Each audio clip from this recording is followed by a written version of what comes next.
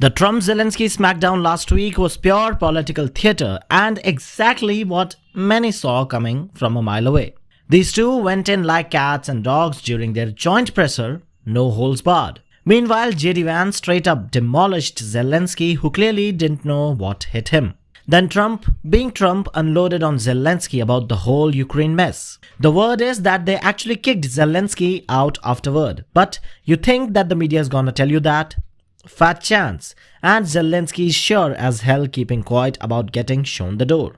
Now, as Trump is finally talking about the peace deal, now it appears that European Union has decided to keep Ukraine on the bleeding front. And Zelensky, well, he's nodding right along like a good puppet. Now Europe is cooking up a fancy new alliance that screams that we don't need America or Russia. Really, Europe? You honestly think that you can just brush off America like dandruff? Wake up and smell the reality check. The world doesn't work that way as of now. This whole situation reeks of desperation from players who don't realize that the game has changed. Trump is calling shots now and everyone else is just scrambling to adjust to the new reality. In what appears to be a direct challenge to the emerging Trump doctrine, the British Prime Minister Keir Starmer has announced that UK and France are ready to lead a coalition of the willing to deploy military forces in Ukraine once the peace agreement with Moscow is reached.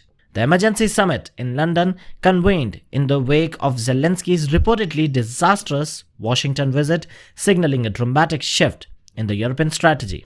With American support increasingly uncertain, the European powers are scrambling to fill the leadership vacuum.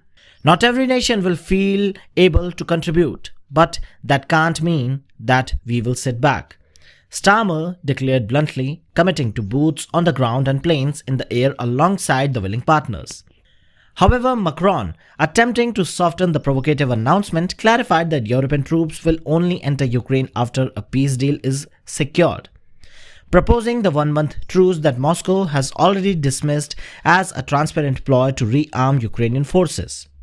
The summit was attended by some very known people that Trump definitely hates, including the German Chancellor Olaf Scholz, Poland's Donald Tusk, Canada's Justin Trudeau, obviously, and other Western leaders, revealing a significant division within the coalition. While Trudeau bluntly declared that everything is on the table, several leaders already know that the strategy is stupid as it can be. Italy's Giorgia Meloni firmly stated that Italian troops on ground has never been on the agenda. Yes, you heard it right. Meanwhile, Poland's Donald Tusk delivered perhaps the most honest assessment, acknowledging the lack of concrete plan for negotiation with Russia and describing the current approach as a sense of chaos and makeshift strategy.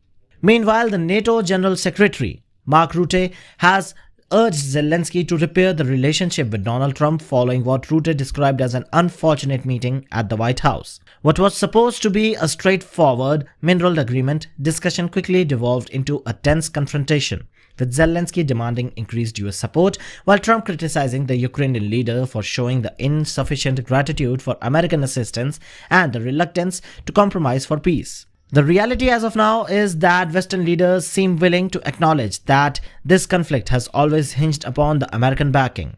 The NATO's entire Ukraine strategy relies fundamentally on US weapons system, intelligence capabilities and military expertise, and this is a fact that nobody can deny, and if somebody denies it, she is definitely a very big idiot and doesn't know how the geopolitics across the globe works.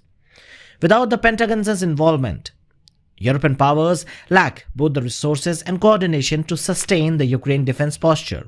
So, despite Starmer and Macron's bold pronouncement, the coalition of the willing represents a little more than a political theater in the face of a shifting American stance.